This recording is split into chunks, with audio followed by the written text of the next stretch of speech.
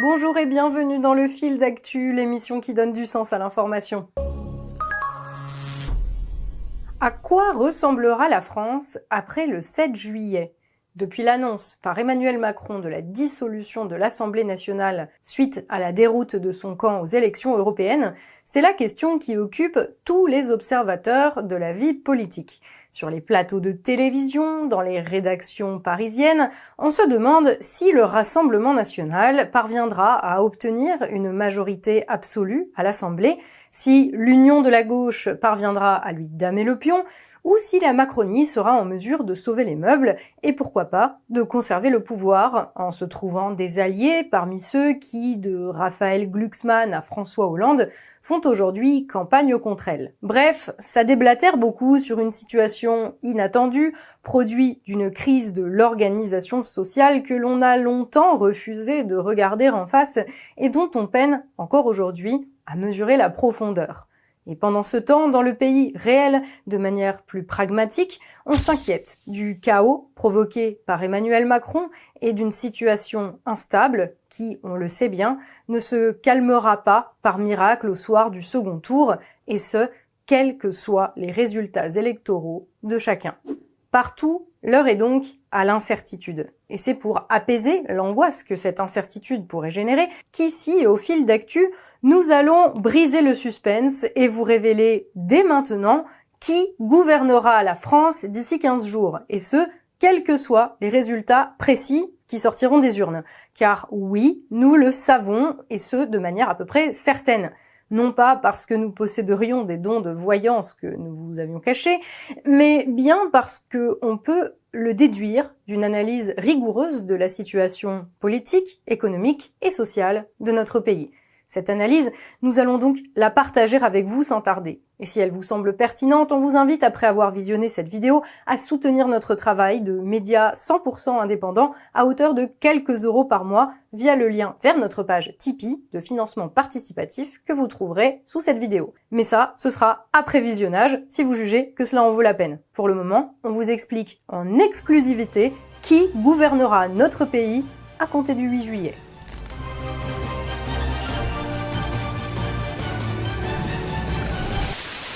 Depuis la dissolution, notre pays est donc entré dans une phase d'agitation politique intense, comme il n'en a pas connu depuis longtemps.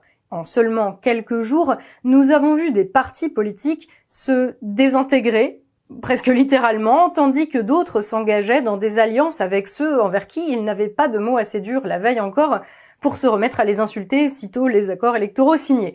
Nous avons vu des anciens présidents que nous croyions définitivement enterrés revenir dans le jeu politique, des aspirants présidents à qui l'on prédisait un grand avenir se faire enterrer à leur tour, et des personnes encore récemment engagées dans les plus hautes sphères de la majorité s'engager à faire abroger, en échange d'un strapontin, les réformes qu'ils avaient eux-mêmes mises en œuvre il y a à peine un an.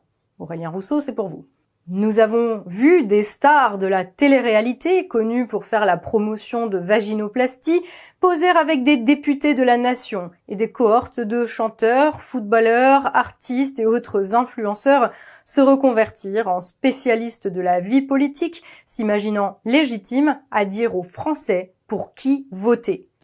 Et pourtant, il se pourrait bien que tout ce bruit, toute cette agitation ne serve absolument à rien, l'avenir du pays se jouant en réalité bien loin des théâtres d'arrangements minables que constituent les sièges des partis politiques.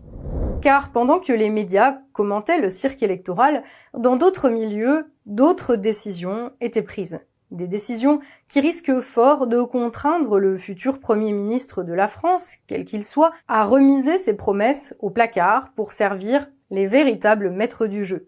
Ceux qui, parce qu'ils possèdent la dette de la France, sont à même de lui imposer l'agenda politique qui sert au mieux leurs intérêts, au mépris total de la volonté populaire et de la démocratie. Ainsi, dès le lendemain de l'annonce de la dissolution, les marchés financiers commençaient à spéculer contre la France, revendant ses titres de dette pour faire artificiellement grimper ses taux d'emprunt. Les agences de notation, elles, menaçaient notre pays d'une potentielle nouvelle dégradation de sa note selon les résultats des législatives, prélude à une nouvelle explosion des intérêts de la dette. Et le 18 juin dernier, la Commission européenne recommandait contre la France une procédure pour déficit excessif. Première étape vers des sanctions économiques si le futur gouvernement ne suivait pas l'automne prochain les recommandations de l'UE en matière de politique budgétaire. Plusieurs signaux envoyés pour un même message parfaitement clair. Quel que soit le parti ou la coalition qui gouvernera la France, quel que soit le nom du Premier ministre, il lui faudra passer sous les fourches caudines de ses créanciers et mener une politique extrêmement restrictive sur le plan budgétaire, ce qui aura pour effet de restreindre considérablement ses marges de manœuvre pour mener à bien un programme s'éloignant de la doxa économique. Plus qu'une mise en garde, c'est en réalité un ultimatum qui est lancé à la future majorité. Si vous décidez de n'en faire qu'à votre tête et de mener une politique s'éloignant des préconisations des marchés et de leurs représentants, quand bien même auriez-vous été élu sur une telle promesse, alors ces mêmes marchés n'hésiteraient pas une seconde à attaquer la France de manière frontale. Une attaque qui peut nous sembler ici abstraite, car nous parlons ici de mise sous tutelle par des organismes financiers internationaux et pas de bombes pleuvant sur Paris, mais qui aurait en réalité des conséquences matérielles catastrophiques, comme une chute brutale, inimaginable, du niveau de vie de millions de Français.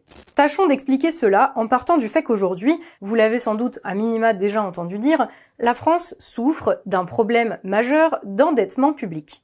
Qu'est-ce que cela signifie ? Tout simplement que depuis maintenant plusieurs décennies, ou plus exactement depuis 1975, chaque année, l'État français dépense plus d'argent pour financer ses politiques qu'il n'en collecte via les taxes et autres impôts.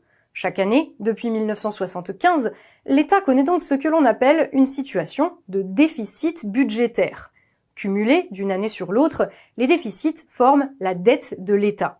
Car quand l'État est en déficit, cela ne signifie évidemment pas sa faillite. Quand l'État est à court d'argent, quand il a besoin de se financer, il le fait en empruntant sur les marchés financiers. Pour faire simple, il émet ce que l'on appelle une obligation, un titre de créance dont il s'engage auprès de son acheteur à rembourser le montant, augmenté d'un intérêt dont le niveau dépend de l'offre et de la demande à une échéance fixée à l'avance. C'est un moyen pour un État d'affronter une année difficile où les rentrées d'argent n'ont pas été au rendez-vous ou où il s'est retrouvé confronté à des dépenses imprévues.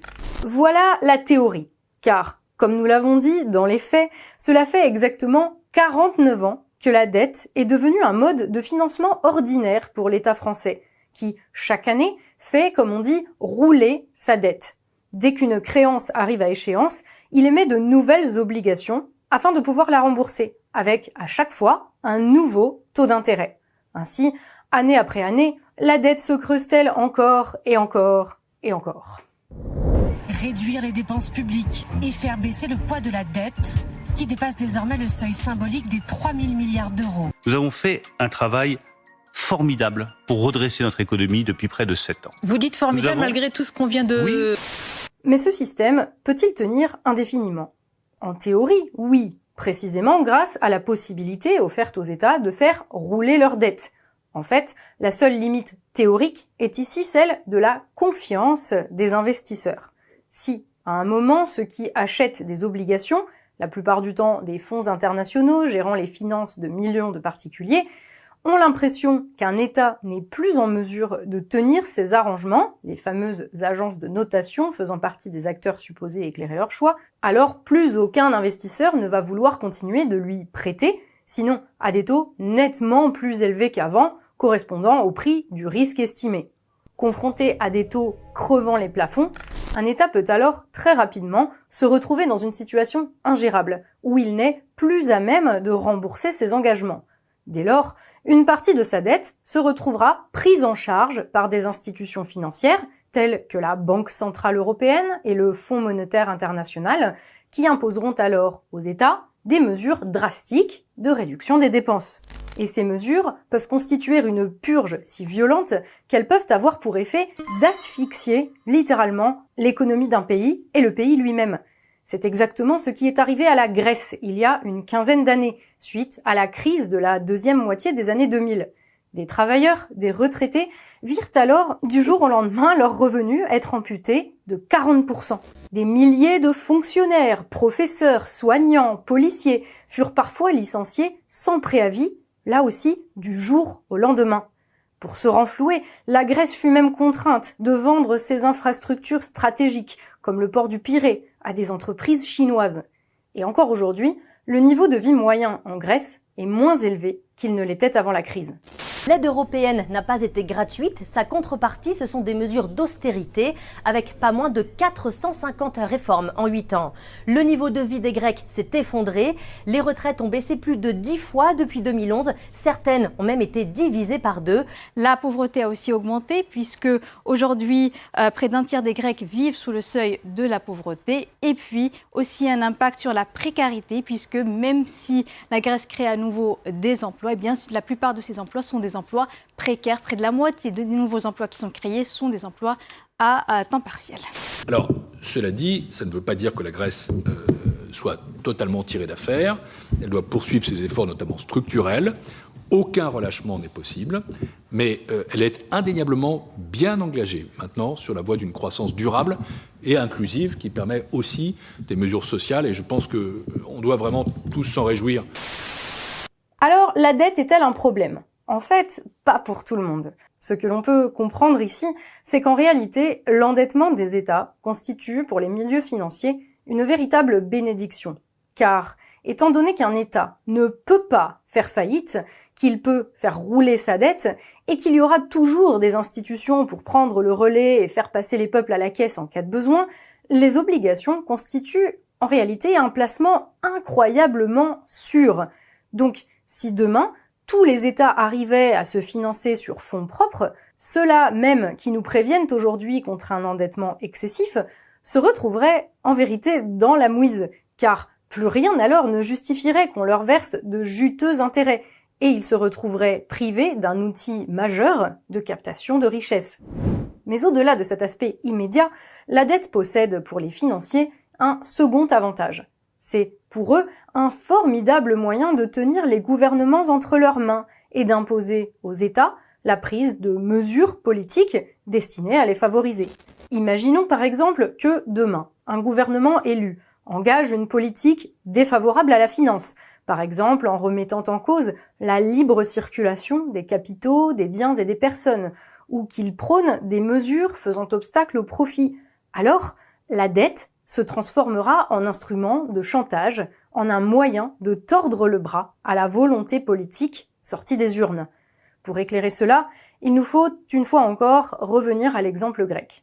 Après la purge que nous venons d'évoquer en 2015, un jeune homme politique appelé Alexis Tsipras, dont le parti était cité en exemple par Jean-Luc Mélenchon, fut porté au pouvoir, sur la promesse de rompre avec les exigences de la finance, d'augmenter les salaires, les minima sociaux et de remettre en place les services publics détruits par ce que les Grecs appelaient la Troïka, le FMI, la Banque centrale et la Commission européenne. Afin de montrer le soutien populaire dont il bénéficiait, Alexis Tsipras organisa même un référendum qu'il remporta haut la main.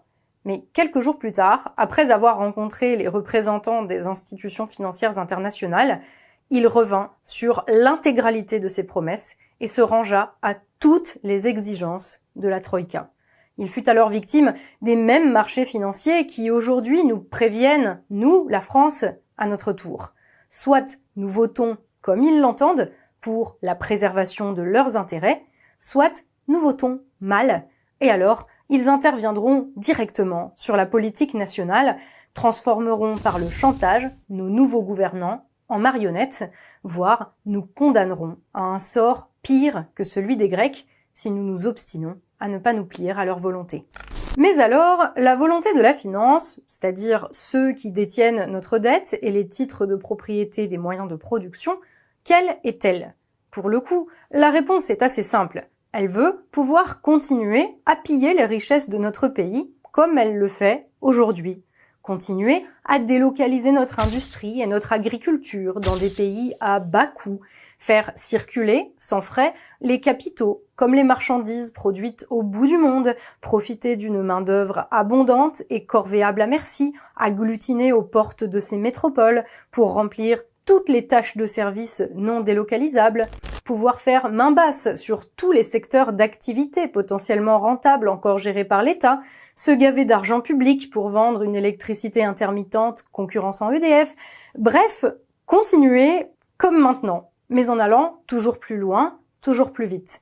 Le problème étant que, précisément, c'est cette attitude prédatrice de la finance qui a amené la désindustrialisation et l'appauvrissement du pays à l'origine de la crise politique actuelle, et que c'est en réaction à cette attitude, qui a été appuyée par tous les partis de gouvernement, de droite comme de gauche, depuis les années 1970, que les Français s'apprêtent aujourd'hui à renverser la table.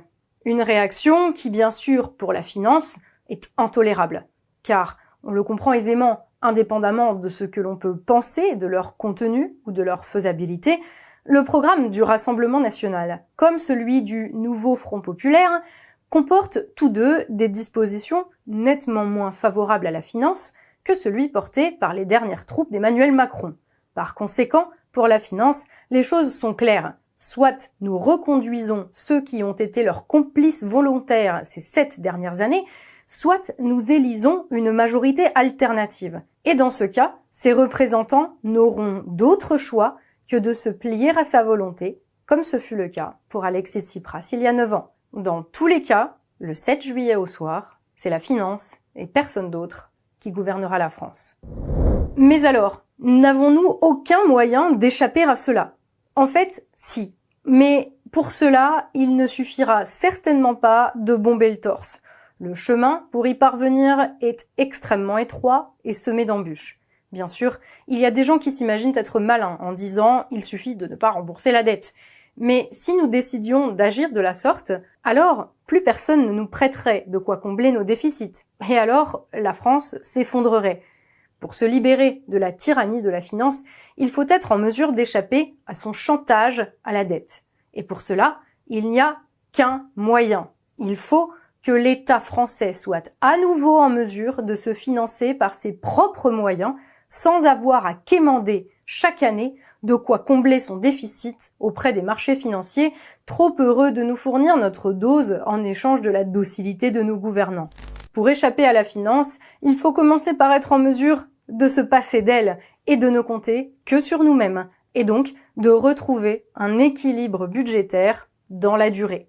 Ce n'est qu'à ce prix que nous serons à nouveau maîtres de notre destin, libres de nos choix en tant que nation, libres même de définir quelle portion de la dette mérite effectivement d'être remboursée et quelle portion contractée par des traîtres ayant agi au nom de la France sans nous consulter et avec seulement en tête les intérêts des créanciers ne le mérite pas. Retourner à l'équilibre. Facile à dire, nous direz-vous, quand on sait que tous les gouvernements le promettent depuis 50 ans. C'est que pour les économistes et intellectuels médiatiques, il n'y aurait que 2 moyens d'y parvenir en apparence logiques. Soit augmenter les recettes de l'État en augmentant les taxes et les impôts, soit diminuer les dépenses de l'État en taillant dans ses budgets. 2 axes qui, chez les politiques, se transforment pour devenir socialement acceptables en augmentation des impôts des plus riches d'un côté et en diminution des dépenses inutiles de l'autre. Encore faut-il savoir ce qu'on met derrière riche et derrière inutile, mais c'est une autre question. Le problème, c'est que chacune de ces 2 propositions se trouve rejetée par le camp d'en face, chaque fois avec des arguments qui pour le coup tiennent la route. Pour les partisans de la baisse des dépenses, la hausse d'impôts pour les plus riches se traduirait dans un marché ouvert par des destructions d'emplois et des fuites de capitaux vers l'étranger. Et pour les partisans de la taxation des riches, la chasse aux dépenses de l'État se traduirait par un affaiblissement des mécanismes qui précisément ont permis de rendre moins douloureux le chômage de masse et la précarité consécutive aux politiques menées en faveur de la finance ces dernières décennies. Et de fait, les 2 camps ont raison, mais uniquement dans leur critique du camp d'en face. Bien sûr, cela ne veut pas dire qu'il ne faut pas rendre l'impôt plus équitable ou éviter que l'argent public soit dépensé n'importe comment. Au contraire, il s'agit ici simplement de pointer du doigt le fait que tous ces raisonnements comprennent un angle mort absolument énorme, en oubliant dans leurs calculs pour parvenir à l'équilibre la possibilité d'augmenter la richesse globale sur laquelle l'État prélève sa part. Et c'est là que le bât blesse chez absolument tous les partis qui prétendent s'éloigner de l'orthodoxie financière. Aucun ne semble avoir de plan pour relancer la production de richesses dans notre pays. La plupart du temps, cette question n'est même pas évoquée. Et les très rares fois où elle l'est, c'est d'une manière qui est très loin d'être sérieuse. Mardi 25, au fil d'actu, nous avons écouté attentivement, parce que cela fait partie de notre travail, le débat proposé par TF1 entre Gabriel Attal, Jordan Bardella et Manuel Bompard. À aucun moment, cette question de la relance de la production n'a été posée par les journalistes. Elle n'a été évoquée qu'une seule fois, l'espace de quelques secondes, en l'occurrence par Jordan Bardella, évoquant la nécessité d'une électricité abordable pour rebâtir un pays de producteurs. Effort honorable, mais on doute fort que cela suffise à inverser le mouvement des délocalisations à l'origine de la disparition quasi totale de notre industrie, entamée il y a 50 ans, soit curieusement à peu près au moment où la France a commencé à s'endetter auprès des marchés financiers. Et nous en revenons toujours là. Pour ne plus subir, la France doit produire. Produire la base matérielle qui lui permette de répondre aux besoins de sa population. Produire la richesse dont on pourra ensuite se demander comment il faut la répartir, au lieu de multiplier comme aujourd'hui les transferts sociaux pour au final irriguer la croissance des pays où se trouvent aujourd'hui les usines qui n'existent plus ici. Et tant que personne à la tête des partis aspirant à nous gouverner n'aura intégré cela, aucun Premier ministre, qu'il ait pour nom Jordan Bardella, Jean-Luc Mélenchon, François Ruffin, Jean Lassalle ou Thibault InShape, ne sera en mesure de tenir tête à la finance et donc ne sera en mesure d'appliquer le programme pour lequel les Français auront voté.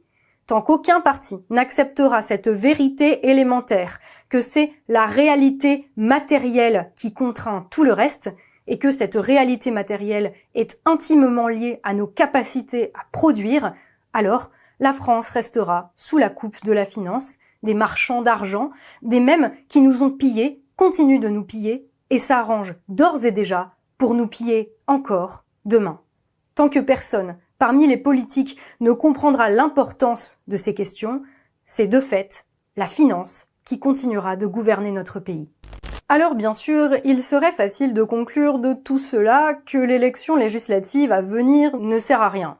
Et pourtant, ce n'est pas le cas. Il y a quelques semaines, alors que la campagne des européennes battait son plein et que le Premier ministre Gabriel Attal débattait sur le plateau de France 2 avec Jordan Bardella, nous disions ici même qu'il était préférable d'être gouverné par des personnes au projet mal défini que par des personnes travaillant ouvertement, comme c'est le cas aujourd'hui, contre les intérêts de la France, main dans la main avec ceux qui nous pillent. Ce qui était vrai alors l'est encore aujourd'hui. La priorité de cette élection reste donc toujours la même. Balayer la Macronie, lui infliger la défaite la plus lourde possible, de manière, d'une part, à ce qu'elle ne s'en relève pas, et d'autre part, à montrer à la finance que nous ne sommes pas prêts à accepter son odieux chantage. Si nous arrivons à faire cela, ce sera déjà une grande victoire. En revanche, ce ne sera certainement pas la fin de nos ennuis et ceux qui vous disent le contraire sont soit idiots, soit malhonnêtes. Mais débarrassé de la Macronie, le pays aura franchi une étape importante de son histoire. Lui restera encore à faire éclore, pour pallier les manquements de ceux qui risquent fort de décevoir, un projet digne de ce nom, à même d'assurer sa libération et sa nécessaire reconstruction. Voilà le fil d'actu, c'est tout pour aujourd'hui. Merci d'avoir été avec nous, en espérant que cette vidéo vous aidera à y voir un peu plus clair, à vous et tous ceux dans votre entourage à qui vous la montrerez et avec qui vous en discuterez dans cette période particulière de crise de régime dans laquelle nous sommes plongés ensemble, pour le meilleur, mais aussi pour le pire. Croyez-le bien, nous sommes désolés d'avoir dû faire cette vidéo. Nous aurions très largement préféré pouvoir vous dire « Le 8 juillet, machin ou bidule sera Premier ministre et tout ira mieux ». Mais ici, nous considérons les gens à qui nous nous adressons comme des adultes responsables et nous nous sommes jurés de vous dire la vérité, de vous aider à décrypter le réel, aussi inconfortable puisse-t-il être, et pas de nous faire les relais d'un tel ou un tel. Nous l'avons dit et redit, nous le rappelons à chaque nouvelle vidéo, nous sommes 100% indépendants. Ce qui veut dire que nous ne sommes certainement pas objectifs, car l'objectivité n'existe pas, mais que nous ne roulons pour personne, sinon pour le pays, parce qu'il faut bien que quelqu'un le fasse. Et servir le pays dans le contexte actuel implique de dire les choses comme elles sont, et pas de vous bercer d'illusions. Un avenir meilleur adviendra, mais pour y parvenir, le chemin est encore long. Cela ne signifie pas qu'il faut être passif, mais bien qu'il faut agir tout en restant lucide, en espérant que notre travail y contribue, ne serait-ce que modestement. Alors nous vous le disions en début de vidéo, si notre analyse vous a paru pertinente, éclairante ou simplement intéressante, nous vous invitons à soutenir notre travail à hauteur de quelques euros par mois en vous rendant pour cela sur notre page Tipeee de financement participatif que vous trouverez en lien sous cette vidéo. Vous vous en doutez, étant donné les analyses qui sont les nôtres, on ne peut compter sur personne pour nous financer, ni sur un riche mécène, ni sur des sponsors, ni évidemment sur l'État. Ce serait de toute façon hors de question. Nous ne pouvons compter sur personne, sauf sur vous, notre public, sans qui cette chaîne n'existerait tout simplement pas. Ce mois-ci, vous êtes plus d'une 60aine de nouveaux tipeurs à avoir rejoint l'aventure du fil d'actu, à avoir souhaité apporter votre pierre à l'édifice. Et nous vous en remercions infiniment, les nouveaux tipeurs, comme bien sûr les anciens. Encore une fois, c'est grâce à vous que nous pouvons faire ce travail. Et encore une fois, merci de nous offrir cette possibilité, surtout en ces temps difficiles. Et si vous aussi, vous voulez compter parmi les contributeurs du fil d'actu, et bien sûr que vous en avez les moyens, il vous suffit donc de vous rendre sur notre page Tipeee, de choisir le montant et la régularité de votre soutien et de vous laisser guider. On vous dit merci d'avance et bienvenue à bord. Pour le reste, on vous le rappelle, pensez bien sûr à vous abonner à la chaîne pour ne rater aucune de nos nouvelles publications. Et comme YouTube a tendance à parfois oublier d'envoyer des notifications, même quand vous avez activé la cloche, on vous invite à nous suivre sur nos différents réseaux X, Facebook et Instagram pour plus de sécurité. N'hésitez pas non plus à nous laisser un pouce bleu et un commentaire sous cette vidéo, ça fait plaisir, ça améliore le référencement et c'est toujours un plaisir de vous lire. Dimanche, on balaye la Macronie et on se retrouve très vite pour un nouveau fil d'actu, l'émission qui donne du sens à l'information.